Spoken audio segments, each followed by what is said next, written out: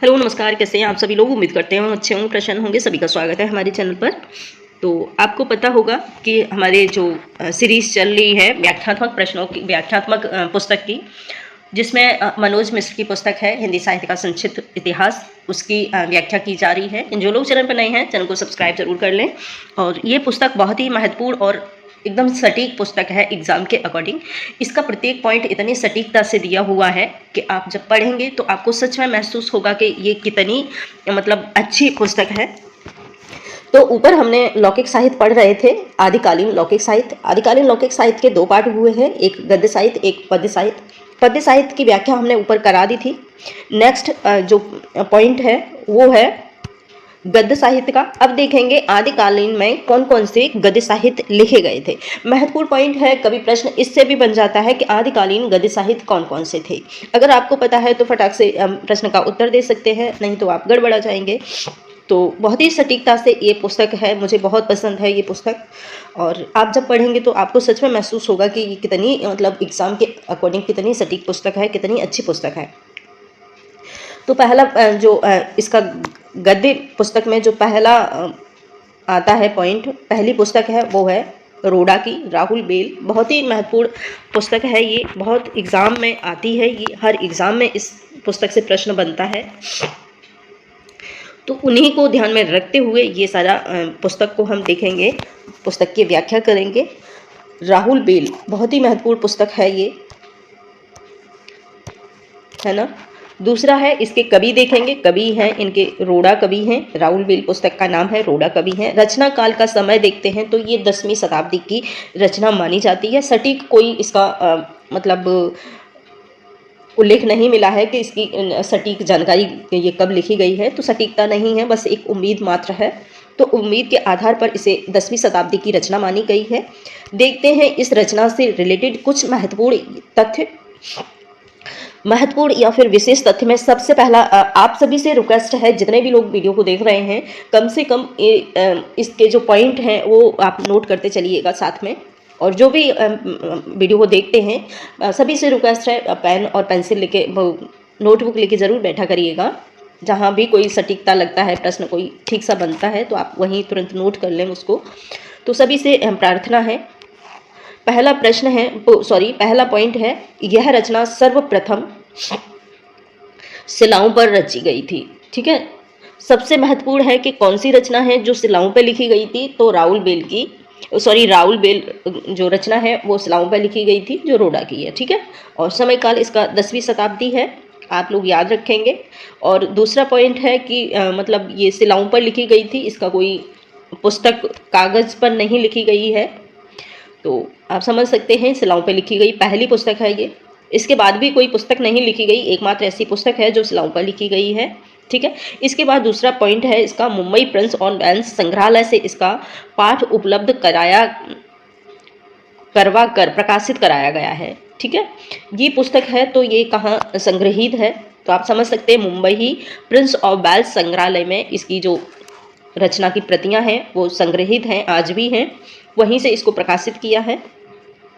दूसरा महत्वपूर्ण पॉइंट है इसका, यह हिंदी साहित्य की प्राचीनतम गद्य और पद्य मिश्रित है, यानी कि चंपू काव्य है। गद्य और पद्य का मिश्रण चंपू काव्य कहलाता है हमारे साहित्य में, तो ये चंपू काव्य मानी जाती है। ठीक है, दूसरा पॉइंट नेक्स्ट है, वह है इस रचना में राहुल नायक और नायिका के सौंदर्य के नक्शे वर्णन पहले गद्य में, उसके बाद में ये पद्य में लिखे गए हैं।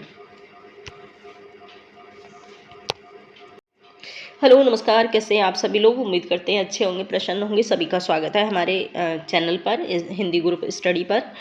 तो आज हम लौकिक साहित्य देख रहे थे, आदिकालीन लौकिक साहित्य पर हमारी व्याख्या चल रही है। मनोज मिश्र की पुस्तक है हिंदी साहित्य का संक्षिप्त इतिहास।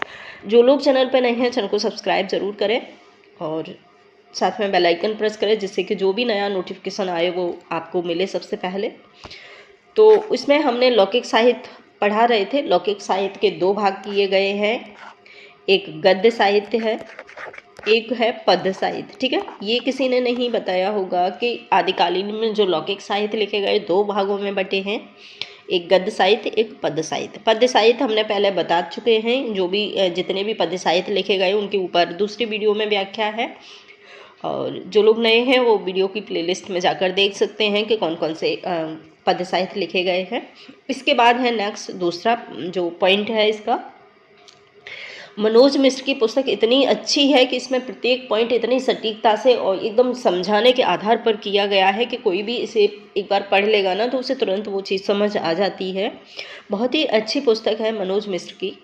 और इस पुस्तक का नाम है हिंदी साहित्य का संक्षिप्त इतिहास। आप लोग समझ सकते हैं, कहीं मिल जाए तो पढ़ भी सकते हैं, और नहीं है तो आप हमारे चैनल से ज़रूर जुड़े रहिएगा। पूरी पुस्तक की व्याख्या मैं खुद करवाऊँगी, तो आप समझ सकते हैं इसको।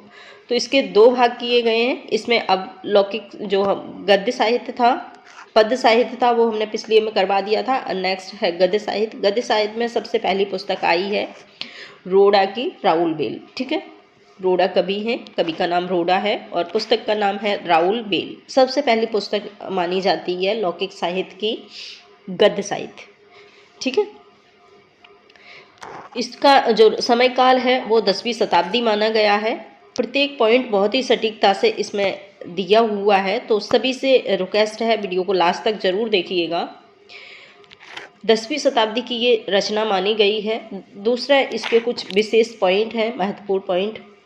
पहला पॉइंट है, सभी से रिक्वेस्ट है कि वीडियो को देखते समय अपने पॉइंट ज़रूर नोट करें अपने नोट्स में। पहला पॉइंट है, ये रचना सर्वप्रथम शिलाओं पर लिखी गई। बहुत ही महत्वपूर्ण और बहुत बार इस प्रश्न बनता है कि कौन सी रचना है जो शिलाओं पर लिखी गई है। कॉमन सा प्रश्न है, लेकिन फिर भी हमेशा आता है हर एक एग्ज़ाम में, चाहे वो सामान्य हिंदी के प्रश्न पत्र हो या फिर किसी टीजीटी पीजीटी नेट जेआरएफ का हो, तो सभी में ये प्रश्न बनता है। तो सभी से रिक्वेस्ट है इस पॉइंट को ज़रूर नोट करें। इसके बाद है नेक्स्ट दूसरा प्रश्न, वो पॉइंट है मुंबई प्रिंस ऑफ वेल्स के संग्रहालय से इसका पाठ उपलब्ध कराकर प्रकाशित किया गया है। ठीक है, इसका जो इसका प्रकाशन हुआ है वो मुंबई संग्रहालय से, प्रिंस ऑफ वेल्स संग्रहालय से हुआ है। तो आप लोग इसको पॉइंट को याद रख सकते हैं, लिख सकते हैं। नेक्स्ट तीसरा पॉइंट है, यह हिंदी साहित्य की प्राचीनतम गद्य एवं पद्य चंपू रचना मानी जाती है। ठीक है, महत्वपूर्ण पॉइंट इसलिए है कि चंपू काव्य जो है गद्य और पद्य दोनों का मिश्रण माना जाता है। तो ये चंपू काव्य है, गद्य तो है ही लेकिन चंपू काव्य है, इसमें दोनों ही साहित्य का जो भाग है वो लिया गया है, लिखा गया है साहित्य। तो ये एक चंपू काव्य है। दूसरा पॉइंट है, इस रचना में राउल नायक है।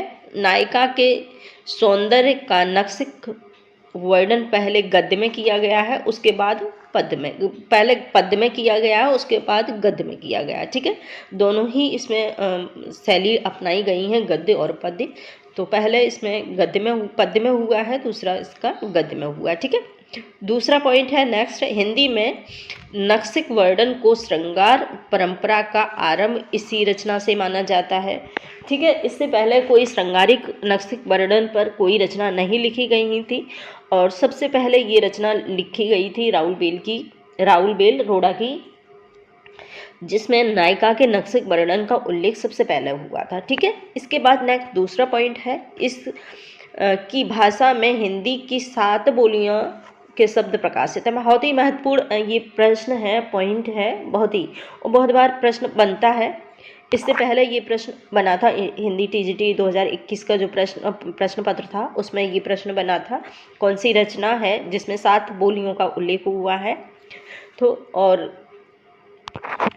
आप समझ सकते हैं, तो राउल बेल रचना है उसमें 7 बोलियों के शब्द उपलब्ध हैं, 7 बोली भाषाओं में ये रचना लिखी गई है। इसके साथ सबसे महत्वपूर्ण एक और तथ्य है, वो है इसमें राजस्थानी प्रधान है। आप मान सकते हो 7 बोलियां तो इसमें ज़रूर हैं, लेकिन इसके बावजूद भी इसमें सबसे जो महत्वपूर्ण जो भाषा है वो राजस्थानी को माना गया है। राजस्थानी इसमें सर्वप्रथम रही है। इसके बाद नेक्स्ट और लास्ट प्रश्न है, इसका श्लाघित रूप मुंबई के म्यूजियम में अभी भी सुरक्षित है। ठीक है, ये महत्वपूर्ण इसके तथ्य हैं राउल बेल रचना के। इसके बाद दूसरी जो रचना आती है गद्य रचना लौकिक साहित्य की, वो है युक्त व्यक्त प्रकरण।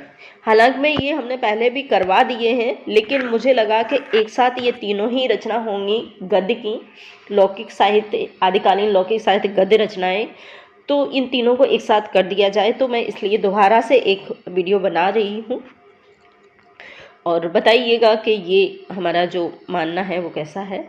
ठीक है। इसके जो रचनाकार हैं, वो लेखक हैं, वो हैं दामोदर शर्मा। बहुत ही महत्वपूर्ण ये रचना है युक्त व्यक्त प्रकरण।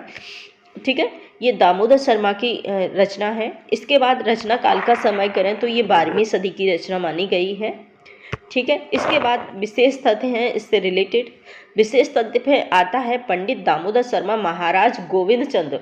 ठीक है। 1154 के सभा पंडित थे। जो दामोदर शर्मा थे वो महाराज गोविंद चंद्र के सभा पंडित हुआ करते थे, उन्हीं ने ये रचना लिखी है। ठीक है। और युक्त व्यक्त प्रकरण। ठीक है।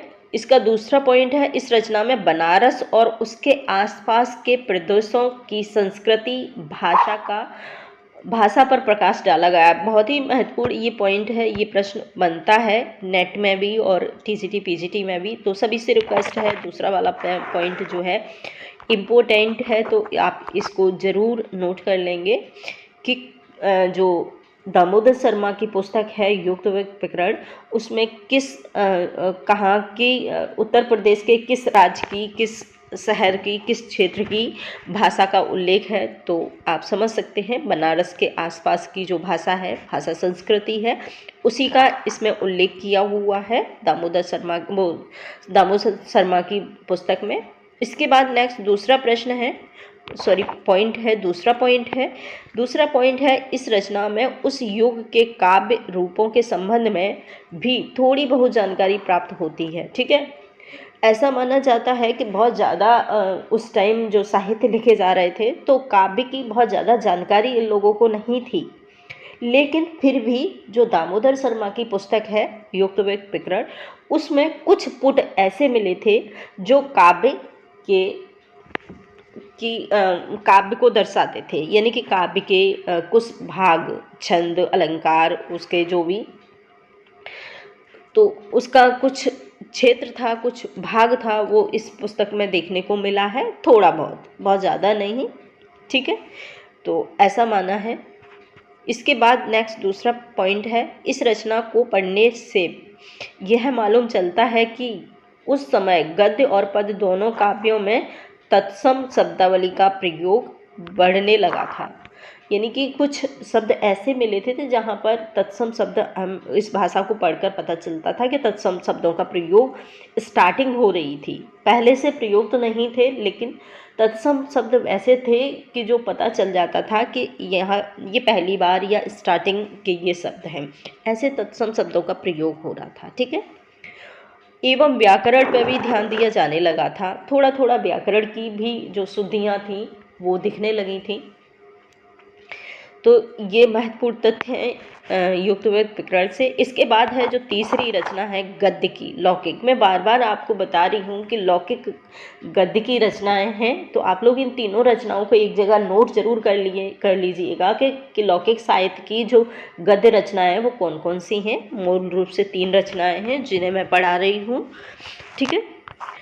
लास्ट है वर्ण रत्नाकर। बहुत ही महत्वपूर्ण रचना है ये वर्ण रत्नाकर, ज्योतिषी ठाकुर के द्वारा ये लिखित महत्वपूर्ण रचना है। समय काल की बात करें तो ये 14वीं शताब्दी के अनुसार मानी जाती है, अनुमानित। ठीक है। और सटीक इसका कोई तथ्य नहीं है, तो आप अनुमानित ही माने 14वीं शताब्दी। आचार्य महावीर प्रसाद द्विवेदी के अनुसार इन्होंने ये 14वीं शताब्दी की रचना मानी है। इसके बाद नेक्स्ट इसके विशेष तथ्य देखेंगे। विशेष तथ्य आते हैं, ज्योतिषी ठाकुर मैथिली भाषा के कवि थे। ठीक है। सबसे महत्वपूर्ण तथ्य है कि ये मैथिली भाषा में लिखी गई थी, क्योंकि ये ज्योतिषी ठाकुर जो थे वो मैथिली भाषा के कवि थे। ठीक है। इसीलिए इसे मैथिली भाषा में लिखा गया है। इसके बाद जो दूसरा पॉइंट है इस रचना का प्रकाशन और डॉक्टर सुमिति चटर्जी।